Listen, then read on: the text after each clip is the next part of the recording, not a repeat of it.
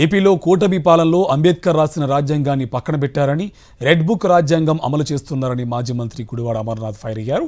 కూటమి సర్కార్ సాగిస్తున్న పాలన దేనికి సంకేతమని ప్రశ్నించారు. కోర్టు ప్రొసీడింగ్లో ఉండగానే తాడేపల్లి కేంద్ర కార్యాలయాన్ని నేలమట్టం చేశారని మండిపడ్డారు. పైగా చేసిందంతా చేస్తూ అసెంబ్లీలో నీతులు మాట్లాడుతున్నారని ఫైర్ అయ్యారు. విశాఖపట్నం, అనకాపల్లి కార్యాలయాల విషయంలో అనుమతులు తీసుకునే నిర్మాణాలు చేపట్టామన్నారు అమర్నాథ్. తెలుగుదేశం పార్టీ చేస్తున్నటువంటి దమనకాండ, వైఎస్ఆర్ కాంగ్రెస్ పార్టీ కార్యకర్తల మీద జరిగినటువంటి దాడులు, నాయకుల మీద జరుగుతున్నటువంటి దాడులు, అలాగే ప్రభుత్వ ఆస్తుల మీద జరుగుతున్నటువంటి దాడులు, ఇవన్నీ కూడా గడిచినటువంటి 20 రోజులుగా మనం చూస్తూ ఉన్నాం. సరే, మొదట్లో మేము ఇంకా ప్రమాణ స్వీకారాలు చేయలేదు, జరుగుతున్నటువంటి వాటికి మాకు సంబంధాలు లేవు, ఈ రకరకాలైనటువంటి అహంకారంతో ఇచ్చినటువంటి సమాధానాలన్నీ కూడా మనం చూసాం. కొంతమంది ప్రాణాలు బలిగొన్నారు, కొంతమంది మీద నేరుగా దాడి చేసేటువంటి కార్యక్రమాలు చేశారు. ప్రభుత్వ ఆస్తుల్ని, హాస్పిటల్స్ని, సచివాలయాల్ని, వాటన్నిటి మీద కూడా దాడి చేసినటువంటి సందర్భాలను మనం చూసాం.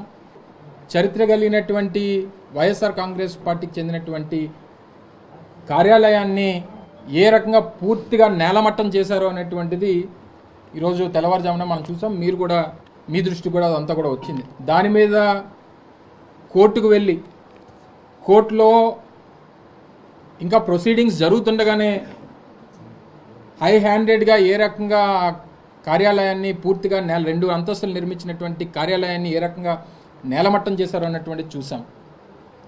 ఈరోజు రాష్ట్రంలో అంబేద్కర్ గారి రాజ్యాంగాన్ని పూర్తిగా పక్కన పెట్టి తెలుగుదేశం పార్టీ తాలూకా రెడ్ బుక్ రాజ్యాంగం నడుస్తూ ఉంది. వారు చెప్పినటువంటి ఆ రెడ్ బుక్ రాజ్యాంగాన్ని ఈరోజు రాష్ట్రంలో అమలు చేస్తున్నటువంటి సందర్భాలు మనం చూస్తూ ఉన్నాం. ఇంకా పైపెచ్చు ఈరోజు అసెంబ్లీలో నీతులు మాట్లాడుతూ ఉన్నారు. ఈరోజు తెలుగుదేశం పార్టీకి ఉన్నటువంటి కేంద్ర కార్యాలయం మంగళగిరిలో, అది వాగు పొరంబోక్ కింద ఉన్నటువంటి తెలుగుదేశం పార్టీ కేంద్ర కార్యాలయం మంగళగిరిలో ఉన్నటువంటిది పూర్తిగా ఉన్నటువంటి లాస్కి వ్యతిరేకంగా ఉన్నటువంటి నిర్మాణం.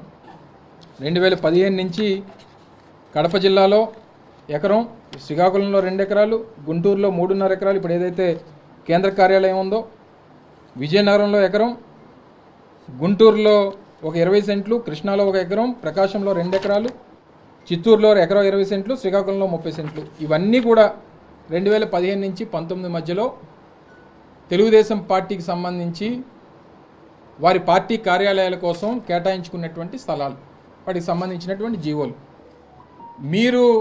మీకు అధికారం ఉందని చెప్పి, మీకు ఒక సొంత రాజ్యాంగం ఉందని చెప్పి, మేము ఎర్ర పుస్తకంలో రాసుకున్నటువంటి అన్నీ అమలు చేస్తామని చెప్పి ఈ రకమైనటువంటి చర్యలు వీటికి పాల్పడతామంటే సరే, రేపు కూడా మళ్ళీ ప్రజాస్వామ్యంలో ఏది శాశ్వతం కాదు. ప్రతిదానికి సమాధానం అనేటువంటిది ప్రజలు ఇస్తారు, అవకాశాలు అనేటువంటివి అందరికీ వస్తాయి. అవకాశం వచ్చినటువంటి దాన్ని ఏ రకంగా